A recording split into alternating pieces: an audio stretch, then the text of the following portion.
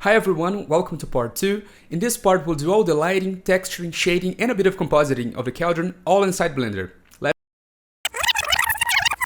Before we start part 2, there's a little adjustment we have to do back in the modeling. Unfortunately, I only noticed that after I had everything recorded, so I'm adding this fix here just before we start lighting. The issue is in this metal handle. If we think about a way it would rotate, it would be blocked by this iron piece right here. So to make it work properly, we would have to make these rings face another direction, like this. So these work just as it should. So I'm gonna show you how to do this really quickly. We're gonna use the same technique as before. Shift A, curve, path, tab into edit mode, A to select everything, R, Z and 90 to rotate that 90 degrees. Then we're gonna move these a bit to the side. And let's start doing the correct shape for this.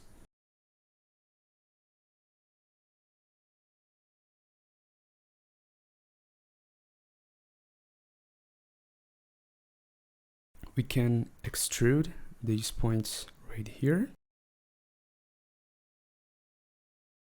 And on top view, we can adjust these here. Let's get a mirror modifier. Let's check clipping again. Let's connect these two right here. To see it better, we can go to the curve tabs. Under bevel, let's get that 0.017. Let's keep tweaking.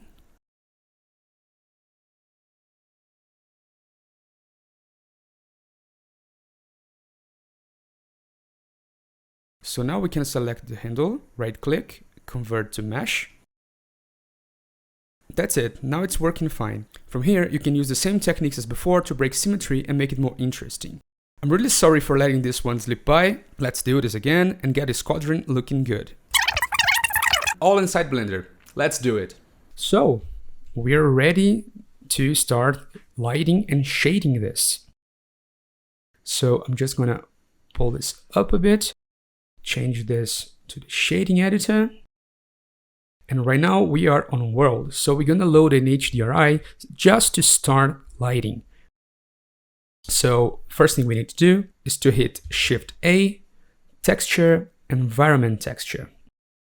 We're gonna plug this in right here. And I'm gonna load an Hdri that I downloaded from Hdri Haven called The Sky is on Fire. I'm gonna put the link in the description below. And with that, we can just move into rendered view by pressing Z, rendered. So I think that being able to see the Hdri is too distracting. So we can click right here in the World tab, and we can come to Ray Visibility and disable camera. That's better. So I want to rotate this Hdri because there's another angle that I think will be more interesting for our image. So we can just click the environment texture and hit Ctrl T. Now that is only possible because we have the node wrangler enabled. It should be enabled by default, but if you can't do this, you just go to Edit, Preferences, Add-ons, type in Node, and there is the node wrangler. Just check that box. So again, just click here and Ctrl T. Now we can come to the Z and just type in -90. So you can see that changed our lighting because we rotated the environment. Okay, let's start shading the objects. So let's just change to Object, click the Cauldron, click New. Let's just call it Cauldron. Cool. So we're gonna change that color to a really dark color, something like a pretty dark gray, something like this. It's going to be 100% metallic. See how that light is really showing here, and it's pretty nice. Okay, so let's give it a texture. It's too plain, right? So we're going to do this with a noise texture. So Shift A, texture, noise texture. There we go. Then we're gonna get a Shift A converter color ramp. We're going to plug the vector in. Then we're going to add a vector bump. And we're just going to get the color to the height and the normal to the normal. All right. That looks really weird and stretched. So click on the noise texture, Control T, and we're going to change the texture coordinate to object. So that looks a lot better. We of course need to change the scaling. So I think a scale of 150 is probably good. You can see that. Yeah, that looks okay for now. And it looks too strong. So let's just bring the strength to something like 0.1. Maybe even less, maybe 0.08. Yes, that looks good. Now here's another cool trick. We're gonna use that same information, except for the color ramp, because we're gonna get another color ramp using the same noise information, and we're gonna plug that inside the roughness. If we Control Shift click that color ramp, we can see what's going on. So if we slide this to the right, we're going to increase the contrast. And that will affect how the Cauldron looks. You can see how shiny it looks now. So what I want to do is to bring it to something like this, probably. That looks good. And here's another nice trick. I don't want that color to be black, because what that means is that the most reflective point on the surface is 100% reflective, and only liquids and mirrors are that reflective. So what we can do is to click this and change this color to something like this dark gray here. So now the most reflective point on the surface will have a value of something like 0.16. Also, I want to bring this white down a bit, not too much though, so the least reflective is not purely rough. Okay, so that's it for the Cauldron right now. Let's do the handle. So we're going to click that. We're going to just give it a new material. Let's give it a color, something like this will do. It is totally metallic, and let's give it like a 0.1 roughness, something like this. So that looks good. That looks really good. But I want to make that more interesting. So I would like to add some black spots to that to maybe tell the story that it's been burned, right? So let's hit a Shift A, input, RGB, and Shift D to duplicate that. We're gonna need 2 of these. So we could, of course, copy the color that we already have here. We can just copy this color right here and paste it. Nice. And this one here needs to be almost purely black. Let's see where we are. Yeah, something like this will do. So to mix these two, we're going to use a Shift A, color, mix RGB. We can plug this one down here, this one up, and this to the color. So right now it's not doing much. It's just actually finding a gray point between these two colors. So we need something to tell this where the black spots are going to appear and where not to. So we'll do that with a noise texture. Just Shift A, texture, noise texture. Again, we're gonna get a converter color ramp so we can make this black and white. And we're gonna place this on a vector. I think a scale of 6 will do just fine. We need to hit Control T again and change that to object. And now let's Control Shift click the color ramp. So we really need here to push the position to something like that, maybe more. Yeah, so we can start seeing these black spots, right? Where it's black, we're going to have this color. Where it's white, we're going to have this color. Control Shift click here And there we go. There we have it. We could also make this brighter if we want to. Yeah, that looks good. This is looking pretty nice. Now let's start working on the liquid. Let's just click this, call this liquid. It's going to be really simple actually. We're not going to use any volume. So what we can do is to pick a color. I like to give it a really bright color. Let's make it pinkish like that. Let's make this almost 100% transmissive. So 9.5 should do, and no roughness at all. So we have that liquid look. Now, the last thing I want to do is to change the IOR to something like 1.333. And that's the IOR for water. So it looks more like water and not some kind of goo or whatever. All right, I think that's for the shading. So let's start lighting this thing. To light this, I want to go back to the 3D viewport. I generally like the top view. So let's hit Shift A, light, area light. We're going to scale this. I want this to be really big.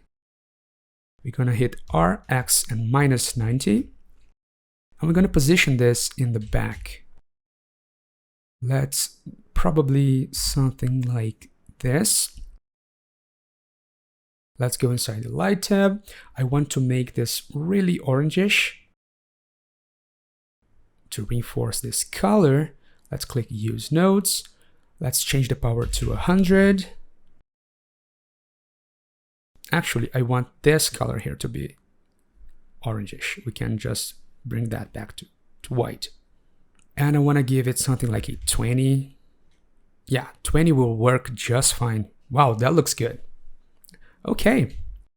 So for the other side, I want to just Shift D this and right click.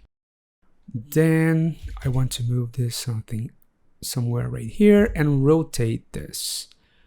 Let's find a cool position. But this time I want a cool color. Something probably bluish. Something more like that. That looks good. I think I'm going to scale. Yes. So both lights, I think they need more scaling. This is great. This looks awesome. Okay. Now I want to create another light, another area light. Just like that. Let's rotate this on X, 90 degrees. I'm going to pull this to the front, tilt it a little, use nodes, 100 on power. Let's give it like 7. Yeah, now the thing with this light is that I wanted this to be really tall. Because I want this kind of reflection to help tell the story that it's a cylindrical shape right there. Let's just keep tweaking this a bit.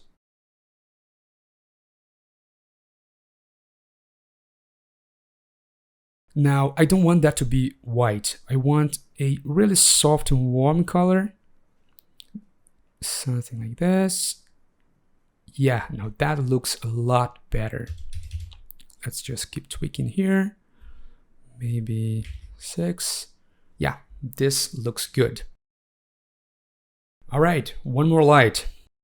I know this looks like a lot of lighting, but it's really to get the best of all of them. So again, Shift A, area light. We're gonna do something like this. And this one, I want to place almost above. Cauldron, I just want to move this back a bit and rotate a bit. And this one will help us actually to brighten up the liquid. So let's get it 5.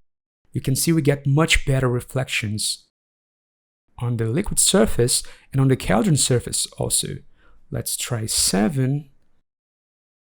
That looks good. I think that's it. And now the very last light. We can start by duplicating this one, Shift D. This one, I really want to be like that. This should be a very small light because we're going to give it a lot of power to make a rim light. So back to top view, I just want to place this right here. I need this to be about this height, and let's make it yellow. Let's give it something like a 15 or something, maybe even 20. And that's what we're looking for, this kind of rim light. So let's see if we can just open this a bit more. Maybe scale this with S and Z. So that works. Yeah, we don't want all that, so let's scale back a bit. That is great, right? So that is great. We got this really nice, warm rim light. So that's it for the lighting. So what we can do is create a camera, Shift A, camera. If we just hit Control, Alt, and 0, that will snap the camera to our view. So we can just click N. We can just make sure that this is 0, and this is also 0, this is also 0. So let's try a quick render. I'm gonna give this like 600 samples. I'm using my GPU, so that shouldn't take too much time. F12 to see that. All right, that is looking great. I think this light is too strong, so let's go back and tweak this.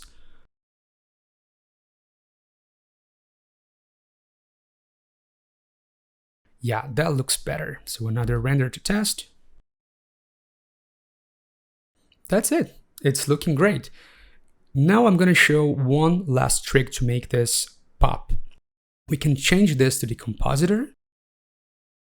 We need to click Use Nodes, click on Backdrop, and now we're going to need to insert here a Viewer node. So Shift A, Output, Viewer node.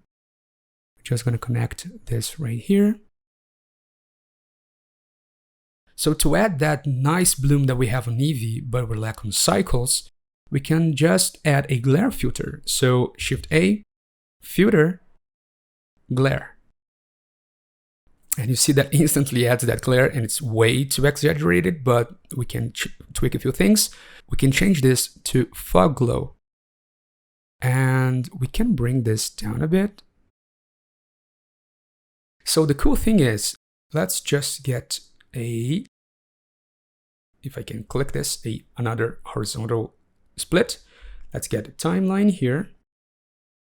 What we can do now is pick just any other frame, like this one. We need to connect this to the composite. So now, when we render this, it's going to automatically apply everything we did in the compositor. And there is our glow. So we can just render out this full animation, and it's going to apply the glow to all the frames. And that's how we get our final result. From here, what we can do is add a camera movement, add some particles, model some props, just tell a story, right? So there you go. I hope you liked it and learned something. Please consider subscribing and liking this video. This is my very first tutorial like ever, so I'm sorry if I was too fast or too slow, but please let me know what you think in the comments below, and I'll see you in the next one.